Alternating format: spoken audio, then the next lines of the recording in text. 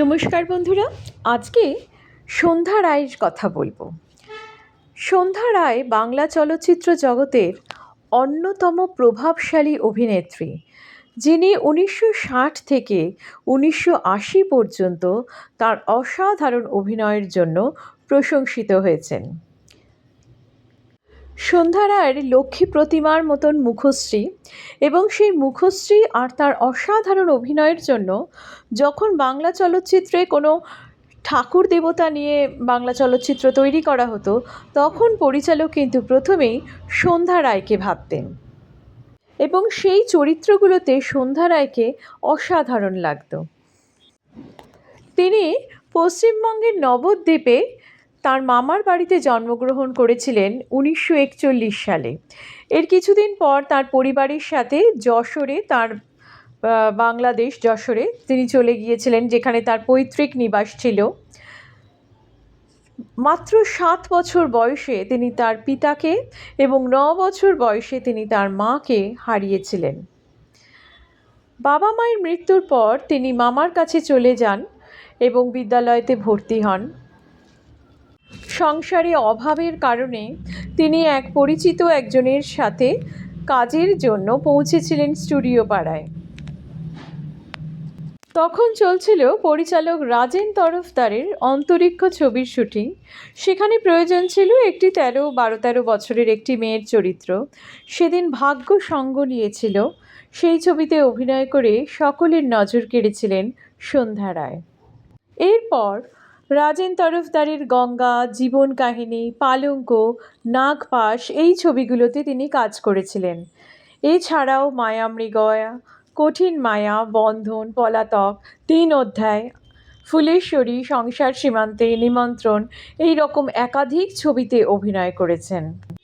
তার অসামান্য অভিনয় কৌশলের জন্য তিনি অনায়াসে যে কোনো সিনেমার চরিত্রের সাথে সহজেই খাপ খাইয়ে ফেলতে পারতেন। তার ফলে সত্যজিৎ রায়ের অশনি সংকেতেও তিনি অসাধারণ অভিনয় করেছেন। আবার তরুণ মজুমদারের ঠগিনী, সেখানেও তার অভিনয় ভীষণভাবে প্রশংসিত হয়েছে। তিনি বিশ্বজিৎ এবং সৌমিত্র চট্টোপাধ্যায়ের বিপরীতে রোম্যান্টিক সিনেমা মণিহার এবং বিশ্বজিতের বিপরীতে থ্রিলার সিনেমা কুহেলিতে অভিনয় করেছিলেন। দুটি ছবি তখন ব্লকবাস্টার সুপারহিট হয়েছিল। মহানায়ক উত্তম কুমারের সাথেও তিনি অভিনয় করেছিলেন। সূর্যতপা এই ছবিটি খুব প্রশংসিত হয়েছিল। শোনা যায় মহানায়ক উত্তম কুমার সন্ধ্যা রায়কে ভালোবেসে ডাকতেন সন্ধ্যামণি বলে। তিনি সুচিত্রা সেন কিংবা সুপ্রিয়া দেবীর মতো গ্ল্যামারাস অভিনেত্রী ছিলেন না, কিন্তু তার লক্ষ্মীশ্রী মুখের জোরে তিনি বক্স অফিসে হিট সিনেমা উপহার দিতেন। তিনি হিন্দি ছবিতেও অভিনয় করেছেন, আসলি নকলিতে দেব আনন্দের সঙ্গে এবং ধর্মেন্দ্রের সাথে পূজা কে ফুল ছবিতে। চলচ্চিত্র পরিচালক তরুণ মজুমদারের একাধিক ছবিতে মুখ্য চরিত্রে দেখা গেছে সন্ধ্যা রায়কে। তরুণ মজুমদার এবং সন্ধ্যা রায় দুজনে বিবাহ করেছিলেন, যদিও পরে সেই সম্পর্ক সেভাবে ছিল না তাদের মধ্যে। কিন্তু আমরা যেটা পেয়েছিলাম সেটা হচ্ছে পরিচালক তরুণ মজুমদারের অজস্র ছবিতে সন্ধ্যা রায়কে অসাধারণ ভূমিকায় অভিনয়, সেটা আমরা পেয়েছি। এছাড়াও তরুণ মজুমদার নিত্য নতুন মুখশ্রী নিয়ে আসতেন এবং সন্ধ্যা রায়ের কাজ হচ্ছে তাদের ভালো করে ঘষে মেজে একদম অভিনেতা তৈরি করা, যেমন মহুয়া রায়চৌধুরী, দেবশ্রী রায় এই রকম। এই মিষ্টি মেয়েটি শাড়িতেই সবচেয়ে স্বাচ্ছন্দ্য। সত্যজিৎ রায়ের অশনি সংকেত ছবির জন্য একবার বার্লিন ফিল্ম ফেস্টিভ্যালে গিয়েছিলেন। সকলে বিদেশি পোশাক পরলেও তিনি সেই চলচ্চিত্র উৎসবের রেড কার্পেটে হেঁটেছিলেন লাল পাড় সাদা সিল্ক শাড়ি পরে।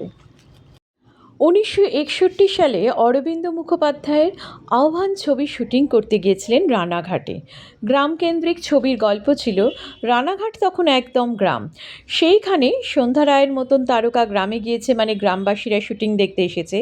সেই ভিড়ের মধ্যে ছিল নীল চোখের একটি ফর্সা মেয়ে। সুন্দর মুখশ্রী হলেও গায়ে অভাবের ছাপ স্পষ্ট। সন্ধ্যা রায়ের চোখে পড়ে গেল মেয়েটি। সন্ধ্যা মেয়েটির সঙ্গে আলাপ করে জানলেন মেয়েটির নাম রাখি মজুমদার। সেই মেয়েকে তার বাবা মায়ের কাছ থেকে চেয়ে নিয়ে কলকাতায় নিয়ে এলেন সন্ধ্যা রায়। শুটিংয়ের সময় সন্ধ্যার নানা কাজ সামলাতেন রাখি। সন্ধ্যা রাখিকে টালিগঞ্জের স্যার নৃপেন্দ্রনাথ ইনস্টিটিউশনে ভর্তি করে দেন। সন্ধ্যার বাড়িতে থাকতেন রাখি। তবে স্টুডিও পাড়ার ঘোড়ার দৌলতে সিনেমার জগতে আকর্ষণ করত রাখিকে। সেখান থেকে ফটোগ্রাফার, প্রোগ্রাম অ্যারেঞ্জার অজয় বিশ্বাসের সঙ্গে আলাপ হয় রাখির। অজয়ের বিপরীতে বধূবরণ ছবিতে প্রথম রূপলী পর্দায় অভিনয় করেছিলেন রাখি। এরপর সন্ধ্যা ছিলেন বাঘিনী ছবির নায়িকা এবং বাঘিনী ছবিতেও রাখিকে কাজ পাইয়ে দিয়েছিলেন সন্ধ্যা। সন্ধ্যাকে না বলে অজয় বিশ্বাসকে বিয়ে করে রাখি বম্বে পাড়ি দিয়েছিলেন। তার চোখে স্বপ্ন ছিল টলিউড নয়, বলিউডের হিরোইন।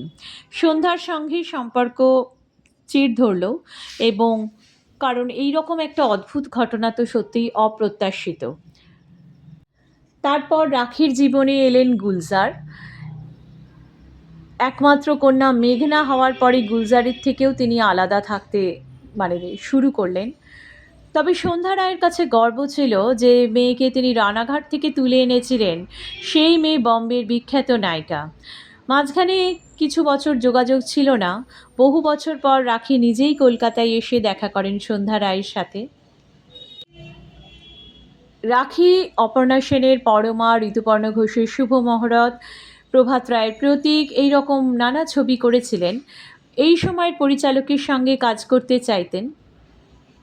সন্ধ্যা রায় নিজেই উদ্যোগ নিয়ে শিবপ্রসাদ মুখোপাধ্যায়কে ফোন করে বলেছিলেন, রাখি গুলজার তোমাদের ছবি দেখেছেন এবং তোমাদের সাথে কাজ করতে আগ্রহী, এবং এর পরের ঘটনা আমার বস। সন্ধ্যা রায় না সাহায্য করলে আমার বস ছবির শুভ্রা গোস্বামী রাখিকে আমরা পেতাম না। গণদেবতা চলচ্চিত্রের জন্য তিনি শ্রেষ্ঠ অভিনেত্রীর পুরস্কার সহ প্রচুর পুরস্কার পেয়েছেন।